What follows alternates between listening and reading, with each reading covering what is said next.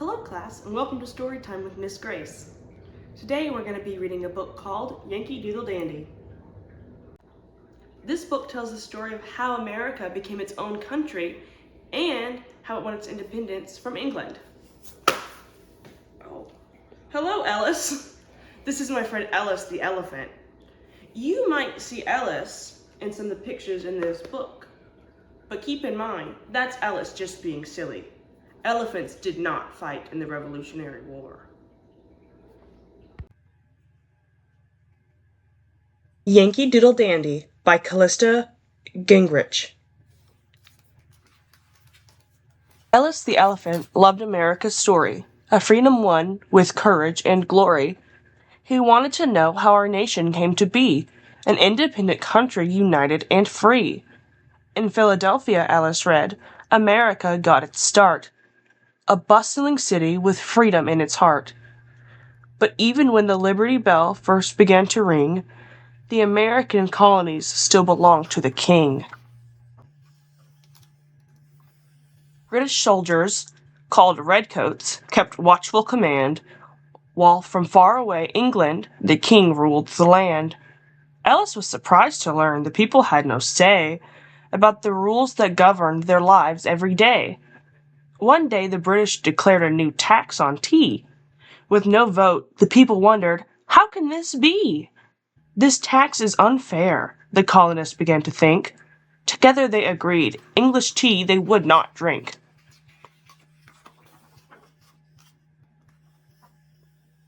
Some thought a boycott was not quite enough. They wanted to show the king they were tough. So one night in Boston, ships full of English tea were raided by the brave sons of liberty. They climbed aboard boats, disguised in the night, and proclaimed to the king, this tax is not right. They threw the tea overboard into the bay. The Boston Tea Party is what we call it today.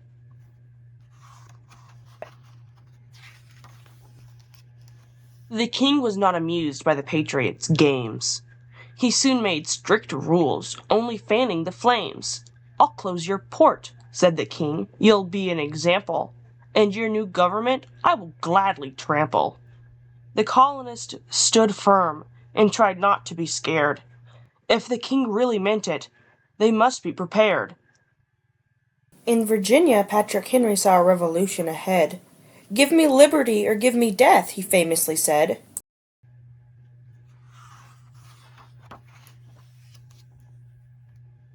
In Boston, the patriots prepared for a fight, determined to defend their God-given rights. The Minutemen got ready as tensions grew, and waited to see what the British would do. The signal, Ellis learned, would be lanterns, you see. They'd light one if by land and two if by sea. Then late one night the redcoats quietly stirred. The British are coming! Paul Revere spread the word. The British marched early before the sun rose to Concord to capture the guns of their foes. The patriots waited, prepared for attack. It was clear, Ellis thought, there was no going back. As the redcoats marched to the Old North Bridge, the Minutemen stood on the opposite ridge. It was here the Revolutionary War came about, as the shot heard round the world rang out. On families, the long, hard war took its toll. Moms and dads alike played very big roles. Many patriots, Ellis was surprised to hear, were so busy fighting they weren't home for years. John Adams' wife, Abigail, was left home alone to care for the children and farm on her own. She wrote many letters to her dear husband John, sharing advice and cheering him on. In Philadelphia, the founding fathers gathered to proclaim, all men are created equal, with liberty just the same.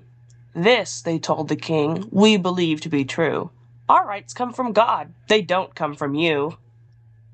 Together the Congress signed a formal declaration. The United States of America would be its own nation. This day was very important, and now Ellis knew why we celebrate each year on the 4th of July. Ellis learned the new nation would need a flag to fly, a symbol the people would be proud to hold high. It was a job Betsy Ross was eager to do, gladly stitching a banner of red, white, and blue. The nation's new flag was a sight to be seen, with a stripe for each colony, the original 13.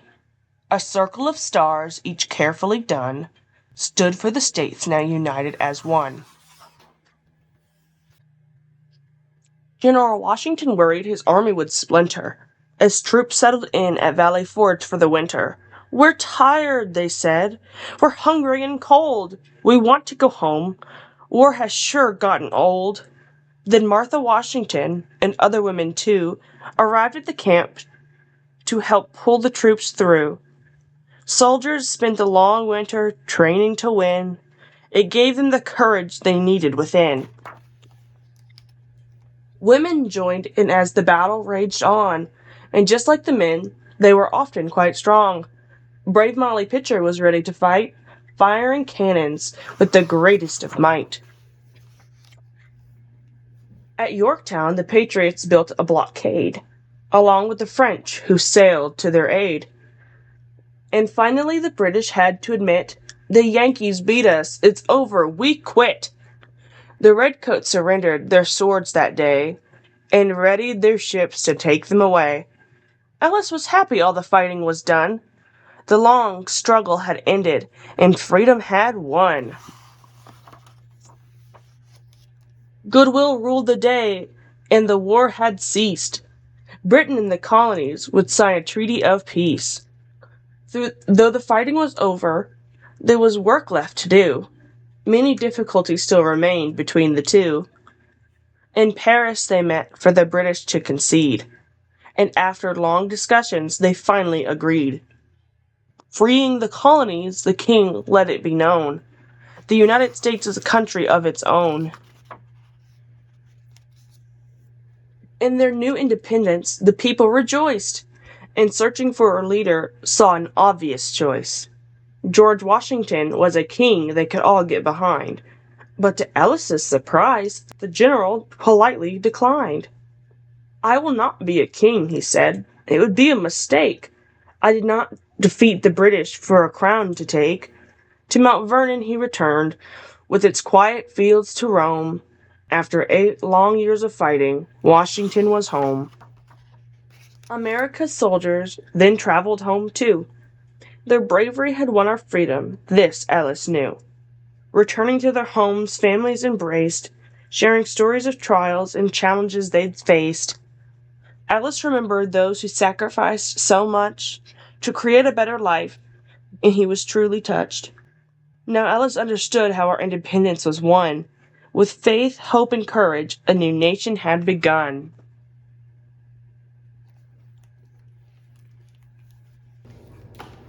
Well, I hope you enjoyed our story today. I know me and Ellis did. Bye.